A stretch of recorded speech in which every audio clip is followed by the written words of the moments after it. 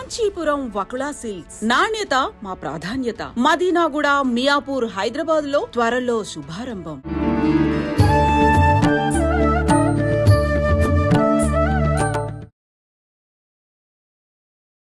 నమస్కారం, welcome to I dream. ధర్మ మార్గం విత్ విజిత కార్యక్రమానికి స్వాగతం.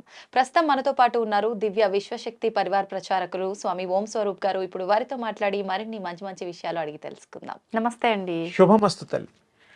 మామూలుగా మనం మాట్లాడుకుంటూ ఉంటాము, గురువుల దగ్గర ఉపాసన తీసుకుంటుంటారు అని చెప్పి, మంత్రదీక్ష తీసుకుంటుంటారు అని చెప్పి. అయితే కొంతమంది గురువులు వాళ్ళని అంటే ఎక్కువ కాలం పరీక్షిస్తుంటారు, ఎక్కువ అంటే వాళ్ళకి ఇబ్బందులు పెడుతుంటారు, వీళ్ళు తట్టుకోగలుగుతారా లేదా అని చెప్పి తర్వాతే ఆ మంత్రం అనేది ఇస్తూ ఉంటారు, ఉపాసన సంబంధించి అంటూ ఉంటారు కదా. సరే, వాళ్ళు ఇచ్చారు, అయిపోయింది. వీళ్ళు శ్రద్ధగా చేస్తున్నారా వాళ్ళు ఇచ్చిన మంత్రాన్ని ఏంటి అనేది తెలుసుకోవటానికి కూడా ఏదైనా విద్య ఉంటుందా గురువుల దగ్గర? అది రహస్యమే, కానీ ఆ రహస్యాన్ని మీకు చెప్తా ఇప్పుడు. ఓకే. ఎందుకంటే ప్రజలకి తెలియాలి. అవును, గురువులకి తెలుస్తాయి, సందేహం లేదు. ఎప్పుడైనా గురువులు శిష్యులకి మంత్రదీక్ష ఇచ్చిన, ఉపాసన క్రమం చెప్పిన ఏదన్నా ఉన్నా, వారు ఒకటి ఉపాసన అవన్నీ ఇచ్చిన తర్వాత, మంత్రదీక్షలు అన్నీ ఇచ్చేసిన తర్వాత వాళ్ళు సరిగ్గా చేస్తున్నారు లేదా ఆయన దివ్య దృష్టితో కూడా చూడగలుగుతాడు. అంత శక్తిమంతుడు కాబట్టే ఇవ్వగలుగుతాడు. ఇంకోటి దీంట్లో కొంచెం రహస్య విద్యల్లో సంచారిణి విద్య అని ఒకటి ఉంటుంది. ఓకే. సంచారిణి విద్య అంటే సంచరించడానికి వీలైనటువంటిది, మీకు తెలియజేయడానికి వీలైనటువంటి ఆ శక్తి కలిగిన దాన్ని సంచారిణి విద్య అంటారు. ఇప్పుడు ఈ రోజుల్లో మనం ఉపమానం కాకపోయినా చాలామంది ఆ విద్యని ఇంకో రకంగా వాడుకుంటున్నాం. అందరూ సీసీ కెమెరాలు పెడుతున్నారు. ఓకే. తర్వాత మన విశ్వంలో చాలా శాటిలైట్స్ ఉన్నాయి, టెలిఫోన్ ద్వారా కూడా వీడియో కాల్స్ అవన్నీ కూడా ఒక దేశం మీద ఒక దేశం ఒక కన్ను థర్డ్ ఐ ఇలాగా పెట్టి ఏమేమి ఎక్కడెక్కడ జరుగుతున్నాయో చూడగలుగుతోంది. అవును, అవును. చాలా ఇవన్నీ మనం చూస్తున్నాం రోజు. టీవీ మాధ్యమాల్లో కూడా ఎక్కడో షూటింగ్ అయితే ఎక్కడో కొన్ని కోటాను కోట్ల మంది చూడగలుగుతున్నారు. ఒక ఐ ఉంది అంటే దాన్ని ఎక్కడో జరిగేది ఎక్కడో చూపించడం ఎంత సాధ్యపడుతోందో ఆ విధంగా ఋషులు, మునులు, శక్తి కలిగిన గురుదేవులు వాళ్ళందరూ కూడా ఈ సంచారిణి విద్య అనేటువంటిది ప్రవేశపెడతారు. వాడికి తెలీదు. గురువు గారికి అబద్ధం చెప్తాడు, బాగా సాధన చేస్తున్నానండి, ఇంకా నాకు రాలేదండి, ఇంకా టైం పడుతుందేమో, ఇంకేదన్నా ఇంకా గొప్ప విద్య ఇవ్వండి అంటుంటాడు. ఇచ్చిందేమో సరిగ్గా చేయడు, ఇంకా ఇమ్మంటాడు. ఇస్తారా నాన్న, ఇదే ప్రాక్టీస్ చేయని అంటూ ఉంటాడు. గురువు గారికి తెలిసిపోతుంది, ఓహో వీరిదా. ఆయన రెండు రకాలుగా చూడగలుగుతారు గురువులు. దివ్య దృష్టితో చూడగలుగుతాడు, సంచారిణి విద్యతో కూడా తెలుసుకోగలుగుతాడు. ఇది చాలా మందికి రహస్యమైనటువంటి విద్య. ఇది హిమాలయాల్లో అక్కడ శంబల అలాంటి వాట్లలో సాధన చేసేటువంటి గొప్ప విద్య. అది ఆల్రెడీ వచ్చిన విద్య, వాళ్ళకి తెలిసిన విద్య, ఈ మామూలు వాళ్ళకి తెలియని విద్య. ఇది విద్య ఉన్నట్టు తెలుస్తుంది, ఎందుకంటే మామూలుగా శక్తి కలిగిన వాళ్ళు చూడగలుగుతారు, ప్రయాణం చేయగలుగుతారు, తెలుసుకోగలుగుతారు. అలాంటిది మన మనుషుల్లో కూడా కొంతమంది మహిమాన్వితులు, మహాదేవులు, గురుదేవులు ఉంటారు. వాళ్ళు ఇలాంటి వాటి ద్వారా తెలుసుకోవడానికి ఇది ఒక చిన్న, వారి దృష్టిలో చిన్న విద్య. ఇంకా పెద్ద విద్యలు ఉంటాయి.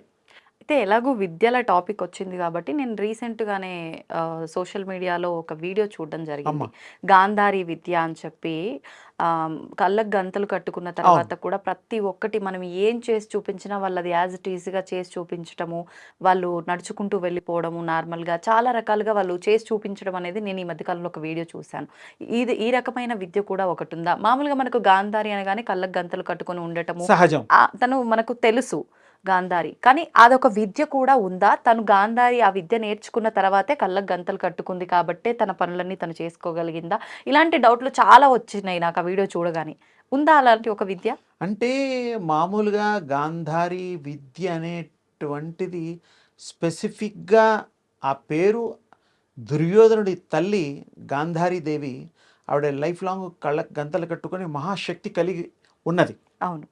యుద్ధంలో వెళ్ళేటప్పుడు కూడా ఆయన్ని మరి తొడలు విరక కొట్టుకోకుండా ఆవిడ ఆ శక్తి ద్వారా రెండు తొడల్ని మహా వజ్రతుల్యంగా చేస్తుంది.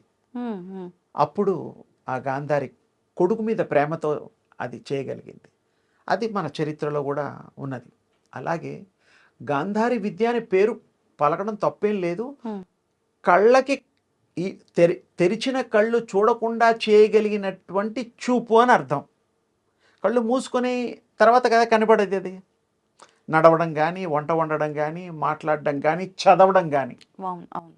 దీనికి ఈ మధ్య చాలా ప్రాక్టీసెస్ కూడా, మెమరీ ప్రాక్టీసెస్, టచ్ ప్రాక్టీసెస్ కొంత ఈ మధ్య కొత్తగా వస్తున్నాయి. ఐబ్యాక్ అని కూడా వస్తున్నాయి. ఓకే. సో ఈ సైన్స్ ఉంది. కానీ అప్పుడు కళ్ళు గంతలు కట్టినా కట్టకపోయినా కూడా వాళ్ళు ఆ స్థాయికి వచ్చినప్పుడు the third I will open. Okay. అది చూస్తున్నట్టు మీకు తెలియదు. ఈ కళ్ళు ఉన్నట్టు ఆ కళ్ళు కనపడవు కదా. మనోనేత్రంతో అది చూడగలుగుతుంది, చదవగలుగుతుంది. ఏ పేజీనైనా కూడా ఒక్క సెకండ్లో దే కెన్ రీడ్. అది గాంధారి విద్య అనం మేము. ఆ దివ్య దృష్టి అంటాం మేము. ఈ గాంధారి విద్య సరే మంచిదే. ఇప్పుడు ఏదో తల్లులు ప్రాక్టీస్ చేస్తున్నారు, ఆ పేరు పెడుతున్నారు. దానివల్ల ఉపయోగంగా వాళ్ళకు ఉంటే తప్పకుండా సదుపయోగం కోసం ఏ విద్య అయినా మంచిదే మానవాళికి. అంతే. అంటే మనం ధర్మంగా ఏది చేసినా దానివల్ల చెడు జరగకుండా చేయకుండా ఉంటే అది ఏ విద్య అయినా దాన్ని ఆహ్వానించదగ్గది, ఆచరించదగ్గది అని నేను దాని మీద నాకు అభిప్రాయం కలిగింది. అదొక విద్య అనేటువంటిది ఉండొచ్చు. అది దానివల్ల పాపులర్ ఏం కాదు. అది చాలా మందికి తెలియదు. అవును. కానీ గాంధారి అనగానే అమ్మ గుర్తొస్తుంది తప్ప ఇంకోటి కూడా అర్థం క్లియర్గా చెప్పాను. ఆ కళ్ళు మూతలు వేయకుండా కూడా కళ్ళు మూసుకొని కూడా ఇంకో అడ్వాన్స్ ఏంటంటే పిండి ఉంటుంది. పిండి కళ్ళకి పెట్టి ఇంతింత సైజు ముద్దలు పెట్టి ఆ తర్వాత గళ్ళకి గంతలు 4-5 చుట్లు కడతారు. అసలు పొరపాటును కూడా కళ్ళు ఎక్కడ కనిపిస్తుందో జాగ్రత్త. అప్పుడు కూడా అంతమంది కూడా మ్యాజిక్ షోలలో, పిసి సర్కార్ లాంటి వాళ్ళ షోలలో కూడా మనందరికీ కళ్ళకి అది చూపించి కట్టి మరి వాళ్ళు కత్తితో యుద్ధాలు చేయడాలు, పండు కోయడాలు, మనిషి ఎదురుగుండా తల మీద పండు పెట్టేసి కట్ చేయడాలు చూస్తూ ఉంటాం. అంటే ఇలాంటివి స్టేజ్ పైన చేసినప్పుడు మ్యాజిక్ అంటే మ్యాజిక్ అనుకోండి. అంటే అది ఒక సాధన ఉంది. ఓకే. అంతెందుకు సాధనా శూరులు అని తెలంగాణ, మన గొప్ప తెలంగాణ ఇది. అందులో సాధనా శూరుల చరిత్ర చాలా గొప్పది. ఇది నువ్వు అంటే నాకు గుర్తొచ్చింది. నేను చూశాను, మాట్లాడాను వాళ్ళతో కొద్ది కాలం. అప్పుడప్పుడు నేను గడపడం కూడా జరిగింది. ఏంటి వాళ్ళు ఆచరించే విధానం? అది ఏమిటంటే సాధనా శూరులు వాళ్ళ పేరు. సాధించిన శూరులు గొప్ప వాళ్ళు అని అర్థం. వాళ్ళు మాయమైపోతారు. అప్పట్లో పెంకుటిల్లులు ఉండేవి ఊళ్ళల్లో. ఇక్కడ కనపడి ఇక్కడ మాయమై అక్కడ కనపడి అలా మారుతూ ఉంటాడు. అది నిజమైనటువంటి ఆ శక్తులు వాళ్ళు సాధన చేసిన తర్వాతే సాధనా శూరులు. కానీ ధర్మం తప్పరు. అది వినోదానికే ఉపయోగిస్తారు. మళ్ళీ వాళ్ళకి డబ్బులు అడుక్కుంటారు, ఊళ్ళో వాళ్ళకి భోజనాలు అడుక్కుంటారు, బట్టలు అడుక్కుంటారు, కత్తుల్ని సృష్టిస్తారు, డబ్బుల్ని సృష్టిస్తారు, కానీ ఖర్చు పెట్టరు. ఎందుకంటే అది చూపించడానికి మాత్రమే, క్షణికాలకే, నాట్ పర్మనెంట్లీ. అది వాళ్ళకి తెలుసు. సాధనా శూరులని ఇప్పుడు చాలా 1-2 కుటుంబాలు అక్కడక్కడ దొరికితే దొరకచ్చు. అంటే వాళ్ళు వంశపారంపర్యంగా పోతోంది, అంతరించిపోతోంది. ఎవరు నేర్చుకోవడానికి ఇంట్రెస్ట్ చూపించడం లేదు, నేర్పించే వాళ్ళు కూడా లేరు. అప్పట్లో 6 గంటల సినిమా ఉండేది. అది ఊరంతా కలిసి ఊరి మధ్యలో రచ్చబండ దగ్గర. తెలంగాణలో ఫేమస్ రా. అంటే అప్పట్లో టీవీలు ఇవన్నీ ఏమీ లేవు. శక్తులు చూపించడం, ప్రదర్శన, దయ్యాన్ని చూపించడం అంటే ఏమిటండి? మన భాషలో దయ్యం, అక్కడ ఏదో వెలుతురు, ఇలా మంటలు అలా చూపించేవి, వాళ్ళు చూపించేవారు. అలా చూడమంటే ఊరంతా చూసేది. అంటే ఊరంతా ఒక 500-300 అంతా. ఊరంతా అంటే లక్షల్లో కాదు. అంటే ఆ ప్రోగ్రామ్కి వచ్చిన వాళ్ళందరికీ రకరకాలు కత్తుల్లో పొడిచినా కూడా పొట్టలో దిగేది కానీ రక్తం కారేది కాదు.